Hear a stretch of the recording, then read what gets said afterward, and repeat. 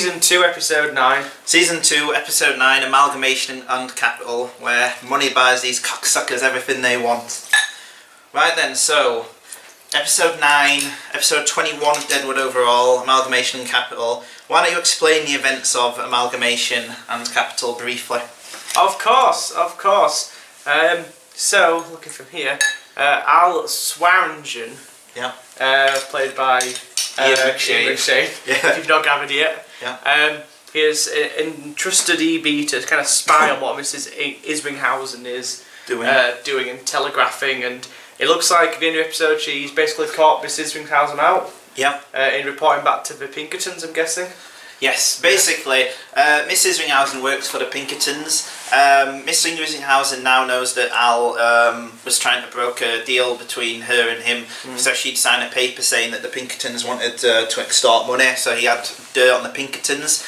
That's now come to a head, because now he's got her to sign a document saying that, with Bullock in attendance. The camp is getting closer to civilization with the first deposit in the bank. Oh yes, that was good, by Trixie the Whore. By Trixie the Whore. I even called it, she's like, I'll sign it here, Trixie. And I was like, the whore. And she's like, the whore.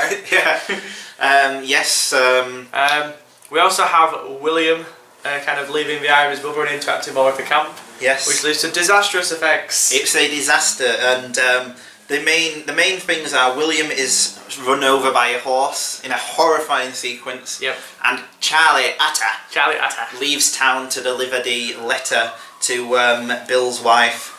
What did you think of the episode Amalgamation and Capital? Again, this was an episode where I felt like not much happened. It was a fantastic episode. But no, you didn't let me finish. Okay. But it was more interesting than the last episode because while it felt like not much happened, it was all interesting character stuff, and it ended in a horrifying way. Yes. The tension was built up really well throughout the episode. A lot of the kind of plot points that we kind of have been building up towards to a long time now are finally starting to come to a head. The whole reveal of Mrs. Isringhausen, the building of the school, which Al McGarrett has finally agreed to allow Anna Gunn to teach Sophia. And the building of the bank. And also all the kind of this was something. It felt like it was kind of again rounding off some storylines. That fat guy gets shot. Most Manuel, the one that murdered his brother. Yes. That kind of gets resolved a bit. Al's trying to do a shake up on the telegraph pole operator man. Again, it's all little things more than anything. More little elements, little plot points. Yes. Well, I would actually disagree and say this is actually. I actually think this is the best episode of season 2. Really? Yes, I wouldn't go that far at all. And I thought it was just an incredible. I think this one sort of is the next. This and the next 3 are sort of like a final statement, sort of what he's trying to achieve with Deadwood, and they perfectly show everything that's going in. I don't think it was the strongest one. I thought it was that was an incredible one. I thought it was like one of the. It's still like I'm going to spoil it and say it's a 10 out of 10 episode again. It is. It's great. But I would put it in like the middle. I thought it was a great episode, but I just don't think it had the bag. It's the better of season 2. It wasn't as good as the opening 2-parter. It wasn't as good as kind of like some of the episodes 4 and 5. It wasn't as good as the episode where Francis Wilcott kills all them women. And, so I would put it like in the middle. Yes. Personally. Okay. As I say, I thought it's just incredible. The leaving of Charlie Utter is brilliantly handled. Yeah, that's really great. It's great. Charlie Utter must leave. The camp is. I think this is what the whole season's been building up to. What, Charlie Utter leaving? Charlie Utter leaving, and William getting trampled by the horse. Poor William. It feels like the way that it's intercutting it as if the horse escaping and crushing William is almost an effect of civilization coming in. As I said, the whole season has been about these little, like you've got the Chinese prostitutes, when the general was tarred, all these little characters who have to pay for the big characters' decisions. Like, so many little things go into the William being trampled by the horse. Like, you've got the fact that the awkwardness between Alma and Mrs. And Mrs. Bullock, causes them to send William away. Meaning that he has to go for the bicycle. Seth Seth won't go because he has to go to see the signature getting signed. Yeah. There's all this awkwardness going on there. The disappointment that what's it called? The saloon owner feels because Mose was shot in his bar. Didn't seem to go there to offer the bicycle going. So it's like all these little events building up to this final like big tragedy. This is like the tragedy that, as I was saying before, I was like, all the episodes have had these characters have to deal with these little like tragedies that are going, like Al and his Gleet, Al trying to piss out the kidney stone. Like these horrible things that are happening in the way they move forward. This is almost like the final one. It's like the death of an innocent within the town. Yeah, yeah. As all these sort So of... he's dead? Sorry, the trampling of a... I knew I would say that. Because...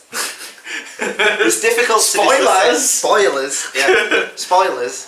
Yes. So he's dead? He might be dead. Okay, he might be, okay, right. He might be dead. But the trampling of William... The trampling of William. Is sort of what the whole thing has been building up to, this tragedy of the one sort of it was like child in town. The tension was going to boil over and it was going to affect an innocent. An innocent, yes. Anyway, it was William who's he's a kind, sweet boy. Yes. You know, never done anything wrong to anybody.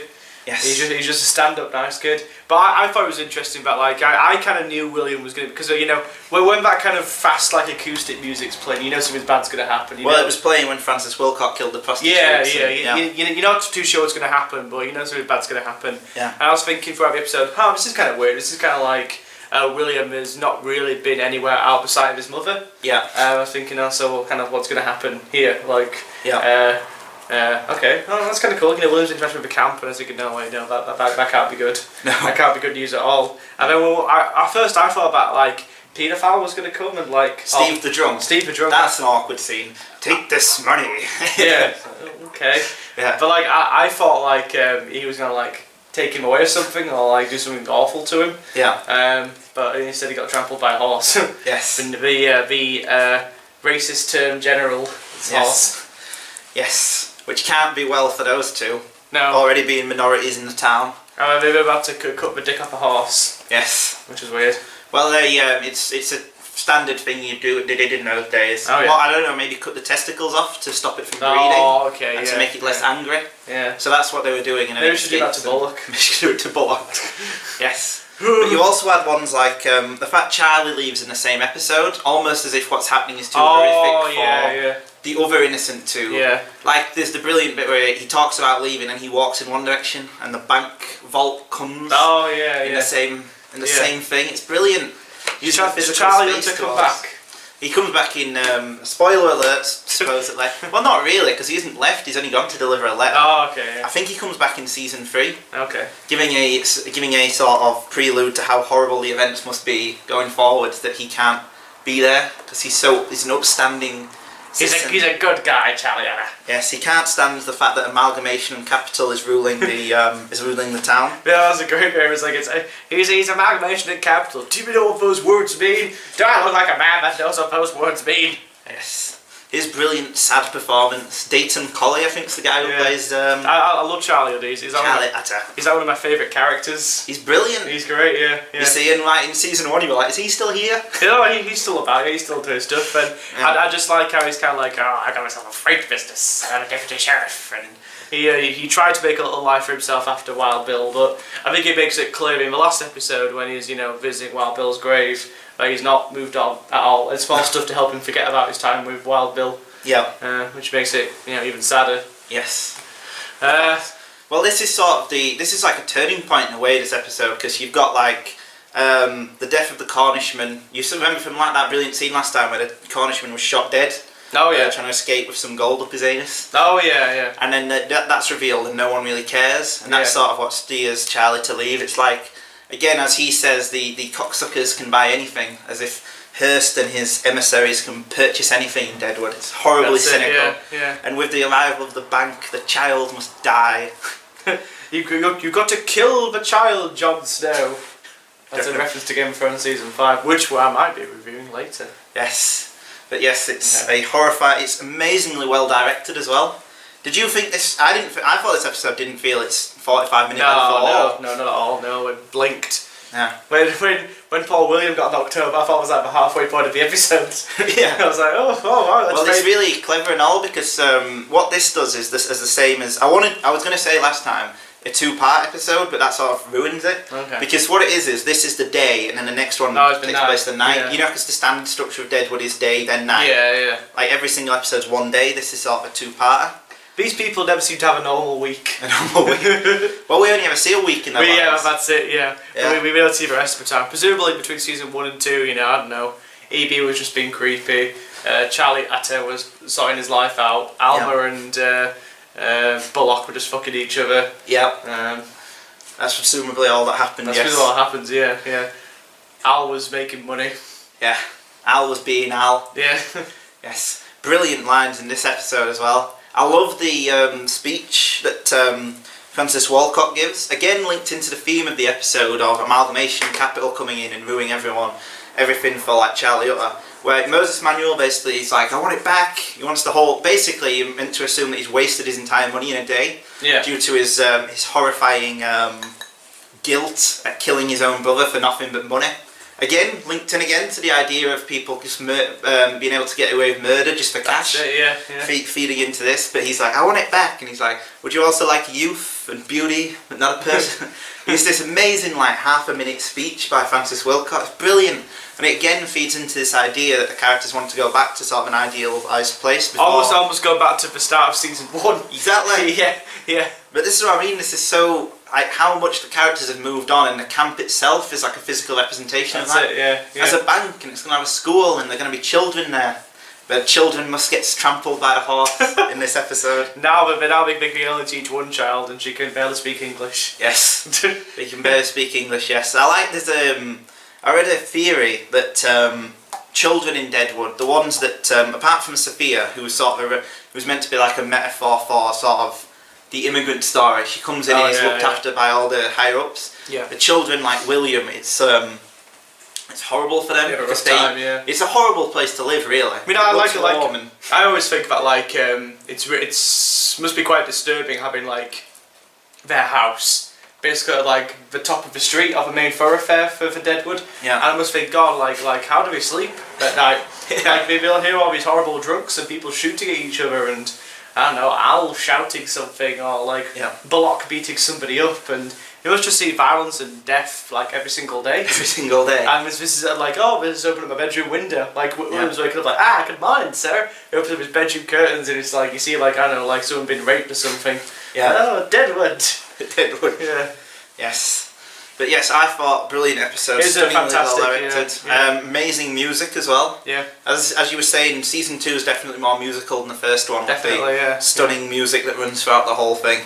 Yes, that last scene is so tense. It's great, yeah. It's like, something's gonna happen. Something's gonna happen. Yeah. Something. But it was amazing and all how it built all these elements in, and like you can look at it in hindsight saying, oh, that leads to that, leads to that, leads to that, and even stuff earlier on like, oh, this leads to there and this all goes to here.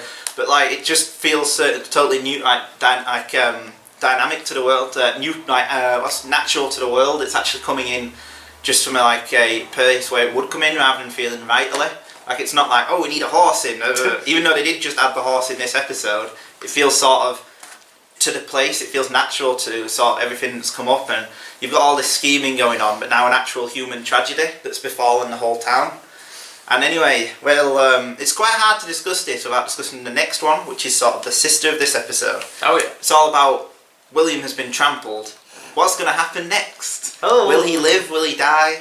How will every character in Deadwood deal with this horrible tragedy that's befallen the entire camp? Aww. Yes, so stay tuned for the next one, a 2-part. I believe it's called Advances Non-Miraculous, the next episode. And like every other episode of season 2, it's amazing.